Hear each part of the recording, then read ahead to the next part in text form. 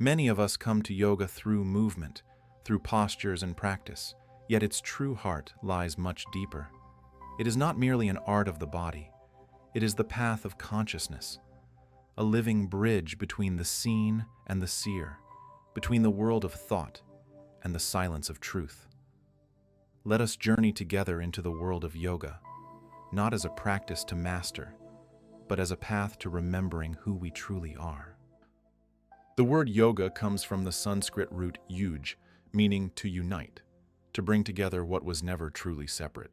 In the ancient Vedic vision, all of existence is woven from two fundamental principles: Purusha, pure, silent awareness, the witness, and Prakriti, nature in all its forms, ever-changing, ever-becoming.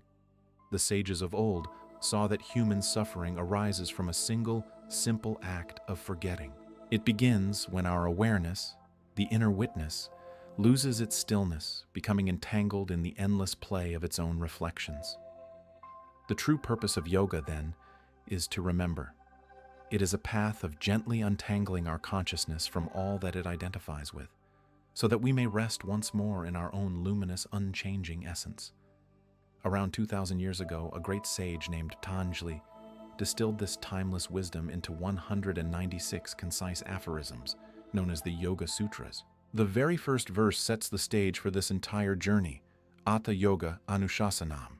It translates as, "Now, the discipline of yoga begins." The word "now" is key. It is not about a specific moment in time, but an existential now. Yoga begins in this very moment, the instant one is truly ready to see. Then comes Patanjali's most famous definition, Yoga Chitta Vritti Nirodha. Yoga is the stilling of the fluctuations of consciousness. Let's unfold that. Chitta is the mind field, the entire landscape of our inner world. Vrittis are the ripples and movements within it, the waves of our thoughts, emotions, memories, and projections. And Nirodha means their quieting, their gentle cessation. Imagine the mind as a lake. When the surface is agitated with waves, the reflection of the sky becomes distorted and fragmented. But when the waves subside, when the water becomes perfectly still, the lake reflects reality exactly as it is, clear, whole, and undisturbed by desire or fear. This is the state that yoga invites us into. The sages did not see the mind as an enemy to be conquered, but as a subtle and powerful instrument waiting to be tuned. They mapped its inner structure, describing three primary layers of consciousness, or citta. First is manas, the sensory mind, the part that reacts to the world, comparing, judging, liking, and disliking. Next is ahamkara, the sense of I. This is the ego, the storyteller, the part of us that creates a narrative about who we are. It's the voice that says, I am this, I am not that. It is the source of our identity, but also the root of our separation. And finally, buddhi, the faculty of higher intelligence and discernment. This is our inner wisdom, the quiet clarity that sees things as they truly are, beyond the stories of the ego. When buddhi is clear and guiding us, our awareness shines through. But when ahamkara, the ego, takes center stage, that clarity becomes clouded by stories and attachments. The practice of yoga is meant to gently train these layers, to restore their natural, harmonious order. It's about allowing buddhi to guide, manas to serve, and the hold of ahamkara to gently dissolve. So how do we restore this inner harmony? Patanjali offers us a beautiful, practical map for the journey. Ashtanga Yoga, the Eightfold Path. These are not rigid rules, but 8 gentle steps, each one supporting the natural unfolding of awareness. The path begins with the yamas, our ethics towards the world around us. They include principles such as nonviolence, truthfulness, integrity, restraint, and generosity. The wisdom here is simple. Our outer world reflects the landscape of our inner world. Peace in our lives begins with the way we move through the world, in how we touch, speak to, and meet all that surrounds us. The second limb is niyama, which refers to our inner disciplines. It includes practices such as purity of body and mind, contentment with what we have, steady effort, self-inquiry, and surrender to the higher intelligence, the infinite. This discipline is not about harsh restraint. It is about nurturing a deep sense of reverence for ourselves and for life itself. Then we come to the third limb, asana, which many think of as yoga itself. Yet in the Sutras, asana simply means posture, but Patanjali offers only one instruction for it, sthira sukham asanam, a posture that is both steady and easeful.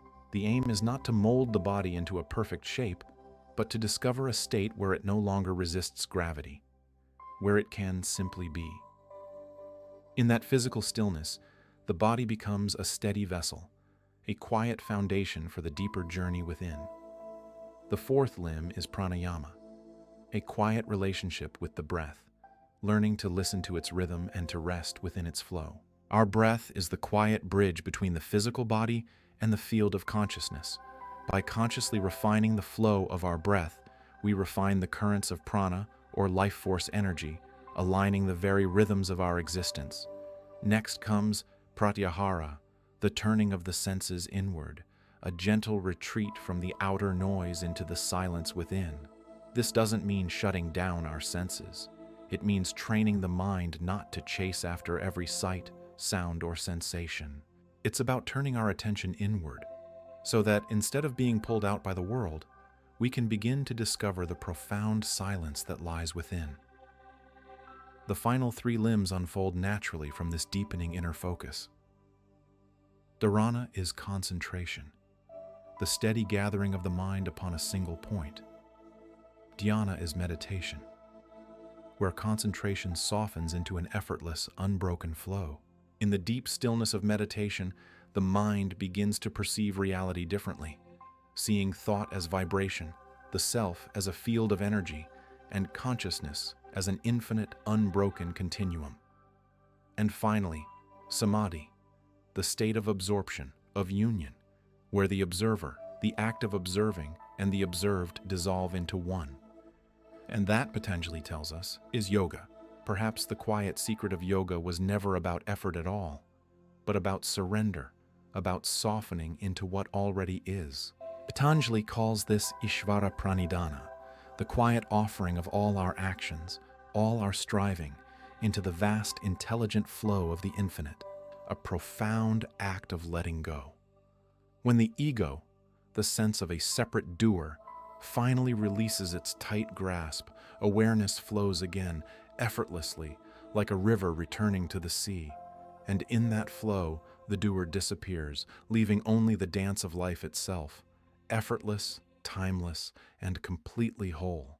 The journey of yoga leads at last to Kaivalya, the serene liberation of consciousness itself, a state of complete integration, an unshakable knowing that awareness alone is real, and that everything else, the entire universe, is its shimmering, beautiful reflection.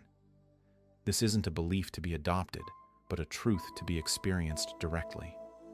In the end, yoga does not begin in a temple, nor does it end on a mat. It begins in the quiet moment when we simply notice ourselves, without judgment, without attachment, in the soft act of remembering.